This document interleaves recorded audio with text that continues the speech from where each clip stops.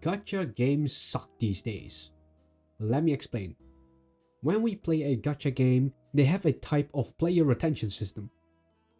And this system has one thing that bothers me the most. And that thing is the gearing system. Now, I'm not gonna say that they should get rid of them all, because some are in my opinion justified. I am solely gonna talk about PvE gacha games, which is making me sick. Now, let's go over what I exactly want to be talking about. First of all, the game does not have PvP content, so games like Epic 7 is already ruled out.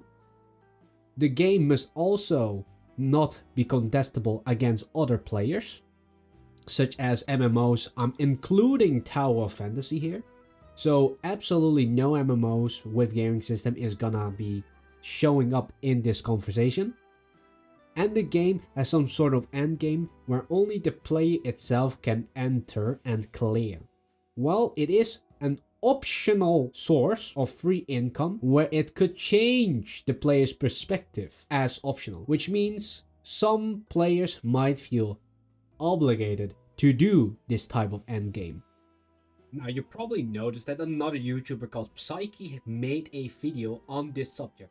I will link his video down below, but if you haven't seen it, the difference with this video is that I'm not gonna be making a whole informative deep dive. I'm personally going to vent over the system and speaking up my honest opinions, while Psyche makes logical reasonings, tiering systems, and breakdowns on this charade.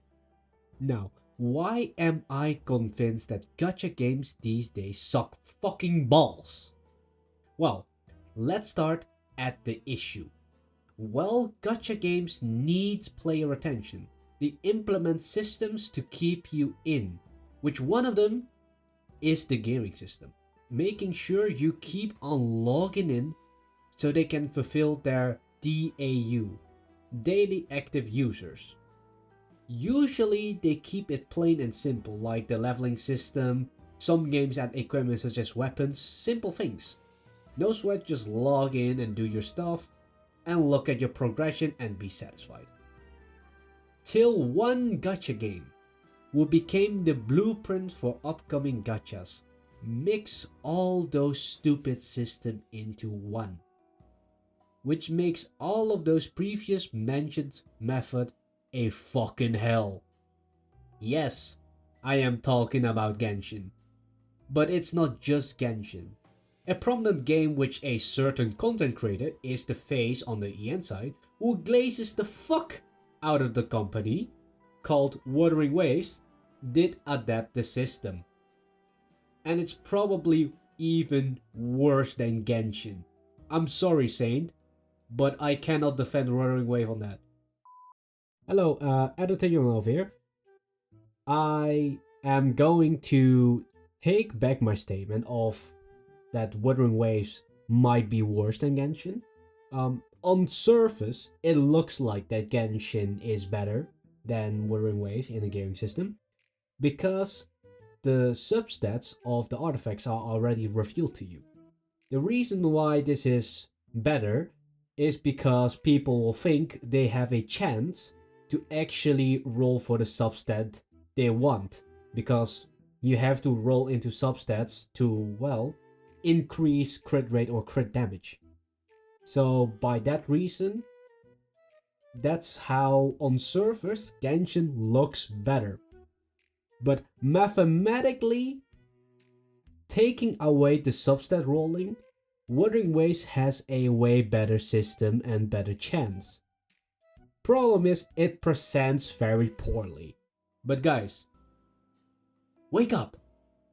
Why do we need to min-max on weapons?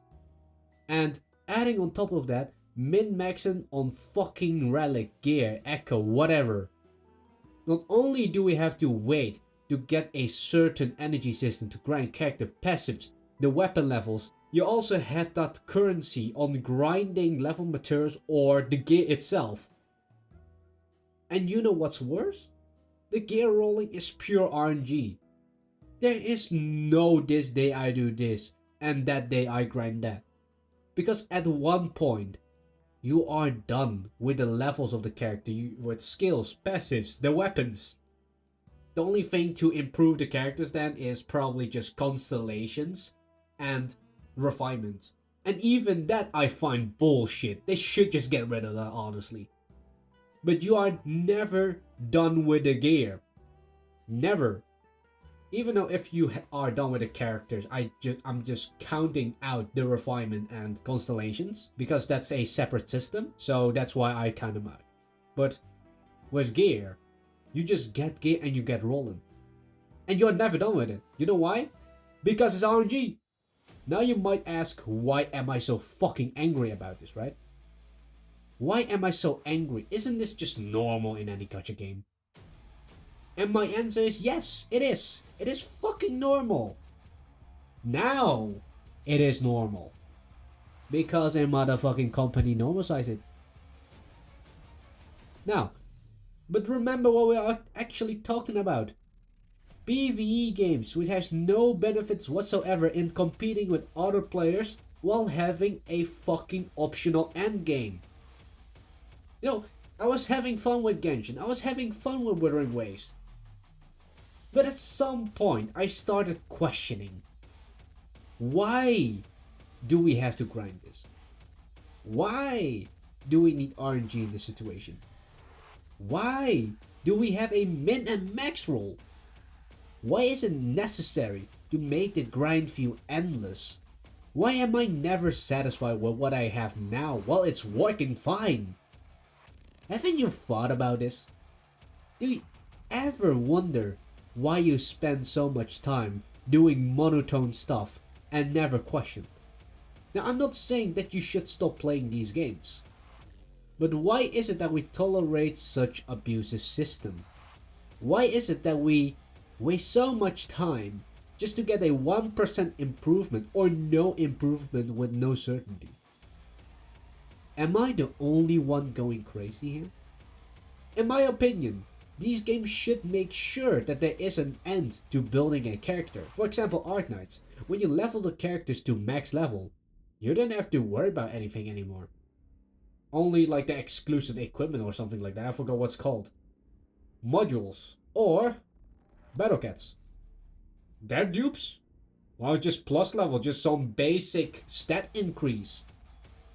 That's just enough, you know? Just a little bit stat increase. It doesn't justify the big spending anymore. No need to waste a player's time on a boring grind and not playing the actual fucking game. Let me ask you again. Do you feel that the time you spend on this system is justified? Do you feel that every day you grind it, you have the certainty at the end of the day that you made noticeable progress? I am gonna be honest. Even if I gain perfect stats one time, I don't think I would feel even slightly closer to the end of the grind. I would feel happy because you suddenly hit the high dopamine. But that's the end of it. What happens after that? I don't want to justify these systems anymore. I don't want to agree that you don't need perfect stats. Because at the end of the day, we have power creep. Older characters need it. But newer never needs it. Until it becomes a couple months older. Then you need it again. And it really doesn't justify the predatory practices of those stupid systems, which makes you never see the end of light and only boredom, giving up while saying, you know what? That's enough. This is my limit. While acknowledging that a character can still become stronger, but only with a lot more RNG. In my opinion, there has to be something to tone this lot more RNG down. Not all the way down to zero, but at least reduce it by a lot. And I will keep that for the next video. I think if I can, I will invite a friend of mine to talk on how we can fix this ecosystem in Wuthering Waves. But if Saint Tontas want to talk about this, it's also fine. I would love to have a talk with him actually. But honestly, I doubt he would even check out this video unless I make it a Wuthering Wave hate bait. But you know what? I don't think I'm gonna do that. I'm not gonna bait his ass. I might DM him, maybe to see if he really wants to, but why would he want to deal with a small content creator like me? I just kind of started out. Well, I mean, I started at the same time as him, but I am only committing now. But yeah, what do you guys think? Do you agree that the gearing system is getting out of hand? Do you feel justified that this system is a PvE system where you are essentially battling yourself? Or do you feel like that this system is fully fair and square? I'll leave it up to you guys in the comment to decide for yourself. But for me, I think it's very clear what I think now. Let's start the discussion.